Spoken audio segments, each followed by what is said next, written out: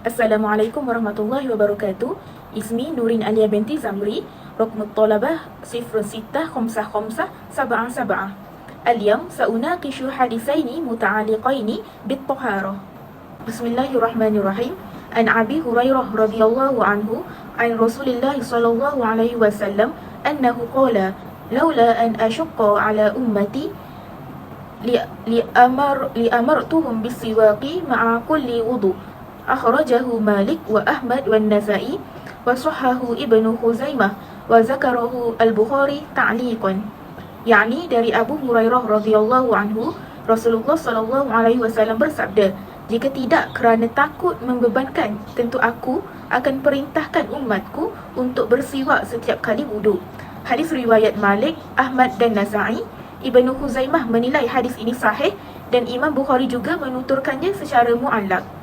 Makna ijmali, yahrusu ar-Rasulullah sallallahu alaihi wasallam ala adami taklifi asyaqi bi ummatihi khawfan man annahum la yastati'una ma ya'muru bih, faliza rahima ummatihi falam ya'murhum bisiwaki 'inda kulli wudu' ma'a ma fihi min al-fawaid al-jammah min izalatu taghayyur al-fam wa tayyaba an-nakhata wa shadda al-lisah والمناجاة الله تعالى وهو في أكمل حالة إظهار لشرف العبادة وتكريما للملك الذي يضع فاه على فيه كما ورد على ما في ذلك من تنظيف الأسنان وجعلها ناصعة البياض.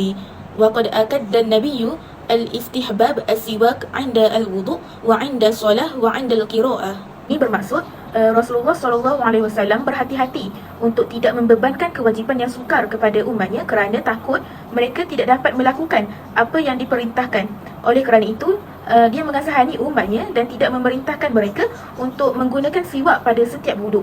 Meskipun banyak manfaat yang ditimbulkannya seperti menghilangkan bau mulut, menyedapkan rasa, menguatkan gusi dan bercakap-cakap dengan Allah ketika di dalam keadaan yang paling sempurna untuk menunjukkan kemuliaan ibadat dan untuk memuliakan malaikat yang meletakkan mulutnya di atasnya sebagaimana yang diberitakan. Selain itu, kerana ia membersihkan gigi dan menjadikannya putih terang. Rasulullah menegaskan bahawa disunahkan bersiwak ketika berwuduk, solat dan ketika membaca. Tahlilul lafzi laula wal ma'na huna annahu laula al-khufa min as-saqal ala qawmi لأمرتهم بالأوامر الجبرية. كلمة لولا مكونة من كلمة لا التي لها وظيفة النفي لعدم وجود غيرها، وكلمات لا التي لها وظيفة النفي.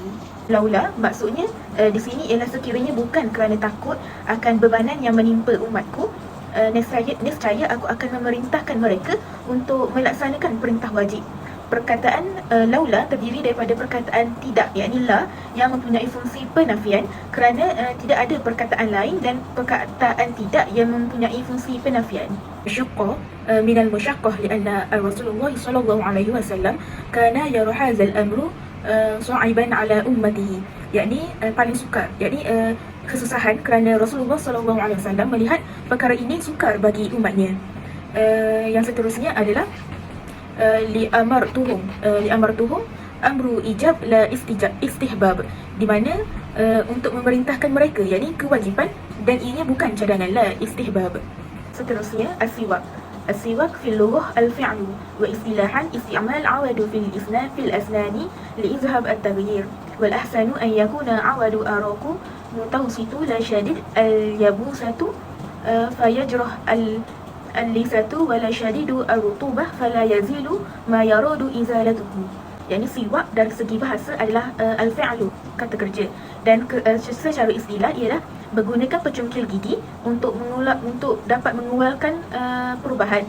Lebih baik pencungkil gigi itu bersaiz sederhana, tidak terlalu kering di mana yang boleh menyakitkan gusi, ataupun terlalu basah supaya tidak mengeluarkan apa-apa yang ada untuk bertujuan untuk dikeluarkan. Seterusnya kita lihat kepada fiqh hadis, di mana yang pertamanya adalah disunahkan bersiwak pada setiap wuduk, yakni sunnah yang sah dan pahalanya hampir dengan pahala solat fardu. Dan yang keduanya adalah menggunakan siwak semasa berwuduk dan ibadah-ibadah lain yang tidak wajib. Nabi tidak bersetuju dengan kewajipannya kerana dikhawatiri akan membebankan umatnya.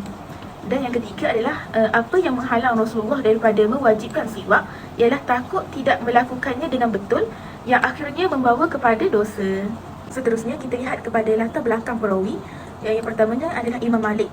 Imam Malik bin Anas bin Malik As-Sarfi Al-Qurashi adalah seorang ulama Islam terkemuka dan pengasas mazhab Maliki perundangan Islam. Berikut adalah beberapa maklumat tentang beliau sebagai seorang perawi. Di mana nama penuh Malik bin Anas bin Malik Al-Sarfi Al-Qurashi, di mana beliau dilahirkan pada tahun 711 Masihi bersamaan dengan 93 Hijrah. Beliau dilahirkan di Madinah dan beliau wafat di Madinah pada tahun 795 Masihi bersamaan 179 Hijrah. Malik adalah salah seorang ulama hadis dan fiqh yang paling terkemuka dalam Islam. Beliau menulis sebuah buku penting mengenai fiqh yang dikenali sebagai Al-Muwatta, yang dianggap sebagai salah satu rujukan terpenting mengenai fiqh dalam mazhab Maliki. Beliau juga dianggap sebagai salah seorang perawi hadis yang paling penting, di mana beliau juga tergolong dalam mazhab Maliki dan merupakan salah seorang imam fiqh dalam mazhab tersebut.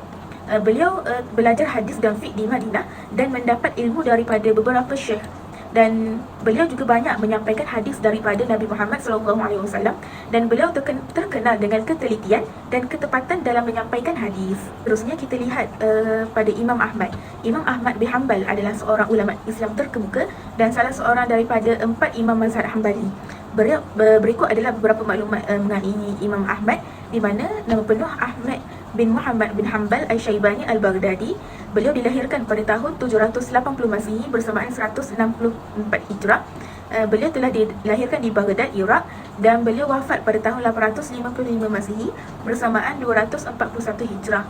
Imam Ahmad adalah seorang ulama hadis dan fiqh yang paling terkemuka dalam Islam, di mana beliau terkenal dengan pendirian tegasnya dalam masalah kelebihan kitab Allah berbanding akal dan pergantungan kepada sunnah Nabi dalam perundangan. Beliau meriwayatkan hadis dalam buku-buku terkenal termasuklah Al-Musnad, di mana dianggap sebagai salah satu sumber hadis yang paling penting dalam Islam. Yang ketiganya adalah Imam Nasa'i, di mana Imam Nasa'i ataupun Imam Al-Nasa'i Ahmad bin Shu'aib bin Ali Al-Qamshi Al-Bukhari adalah seorang ulama hadis Islam yang terkenal, di mana nama penuh beliau adalah Ahmad bin Shu'aib bin Ali, yang dilahirkan pada tahun 830 Masihi bersamaan 215 Hijrah dan wafat pada tahun 915 Masihi bersamaan 303 Hijrah. Imam Nasa'i disandarkan kepada wilayah Nasa'i, wilayah yang di mana wilayah itu menjadi saksi kelahiran seorang ulama hadis bertaraf dunia. Dan Imam Nasa'i merupakan seorang ulama terkemuka dalam bidang ilmu hadis, di mana beliau telah menulis sebuah buku terkenal yang dikenali sebagai Al-Sunan Al-Kubra. Seterusnya kita lihat kepada hadis yang kedua, yakni wa'an Abi Sa'id Al-Khudri radhiyallahu anhu qala kharaja rajulani fi safarin fahadaratis salatu wa laysa ma'ahuma ma'un fatayammama su'idan tayyiban fasalliya summa wajada al-ma'a في الوقت فأعاد أحدهما الصلاة والوضوء ولم يعد الآخر ثم أتى رسول الله صلى الله عليه وسلم فذكر ذلك له فقال للذي لم يعد أصبت السنة وأجزأتك صلاتك وقال لآخر لك الأجر مرتين رواه الأبو داود والنسائي. Di mana hadis ini berbunyi, Abu Sa'id Al-Khudri radhiyallahu anhu berkata, ada dua orang lelaki sedang berpergian hingga tiba waktu solat. Pada saat itu, keduanya tidak mendapatkan air, lalu keduanya bertayamum dengan debu yang suci. Kemudian keduanya solat. Setelah solat, keduanya menemukan air. Salah satu daripada keduanya itu mengulangi solat dan berwuduk, sedangkan yang satunya tidak mengulangi solatnya. Setelah itu, keduanya pergi menemui Rasulullah dan menanyakan tentang perkara tersebut. Dan kepada lelaki yang tidak mengulangi solat dan wuduknya, beliau bersabda, kamu sudah menjalankan sunnah dan mendapatkan ganjaran atas solatmu. Sementara kepada yang satunya lagi, kamu mendapatkan 2 ganjaran. Hadis riwayat Abu Daud dan An-Nasa'i. Lihat kepada makna ijmali, فمن ذلك قصة الرجلين المسافرين الذين تيمما في سفر ثم أعاد أحدهما الصلاة دون الآخر فأقرهما على ذلك وقال للمعيد الصلاة لك الأجر مرتين يعني بالتراب والماء وقال لآخر الذي لم يعد الصلاة أجزأتك صلاتك لأنه fi'lu ma ba'amruhu bihi min at-tayammum. Ini menyatakan inilah kisah tentang dua orang musafir yang bertayamum dalam musafir. Kemudian salah seorang dari keduanya mengulangi solat tanpa yang lain. Maka beliau menyetujui hal itu dan berkata kepada orang yang mengulangi solat, engkau akan mendapat pahala 2 kali.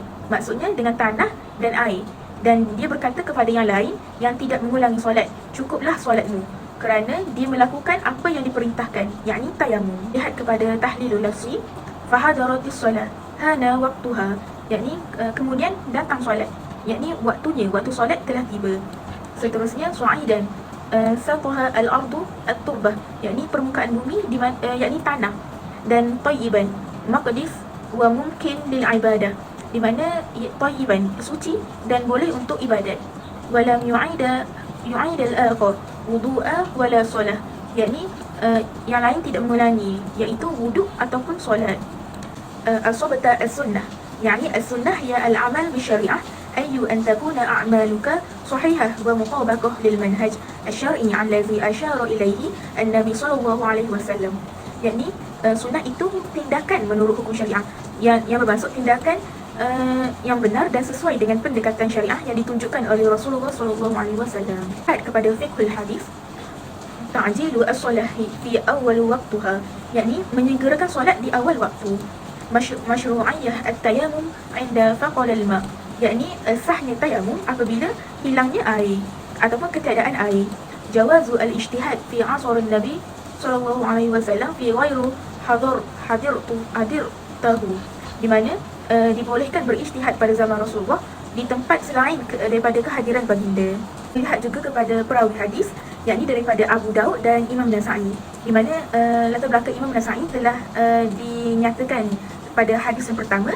Kita lihat kepada latar belakang Abu Daud, di mana Abu Daud Sulaiman bin al-Ash'ath al-Sijistani, yang dikenali sebagai Abu Daud, adalah salah seorang ulama terkemuka dalam hadis, di mana nama penuh beliau adalah Sulaiman bin al-Ash'ath bin Ishaq bin Bishr al-Sijistani. Beliau dilahirkan pada 817 Masihi bersamaan 202 Hijrah dan wafat pada tahun 889 Masihi bersamaan 275 Hijrah. Dalam bukunya yang terkenal, yakni Sunan Abi Daud, beliau adalah salah satu daripada 6 kitab sunan yang dianggap sebagai rujukan penting dalam ilmu hadis Islam. Abu Daud juga mempunyai fleksibiliti dalam memilih hadis dan mengesahkan kesahihan hadis, di mana kaedah hukum yang digunakan Abu Daud adalah termasuk dalam mazhab fiqh Hanafi, dan Abu Daud juga mempelajari ilmu hadis dan fiqh di Sijistan dan kawasan-kawasan yang lain. Sekian, terima kasih.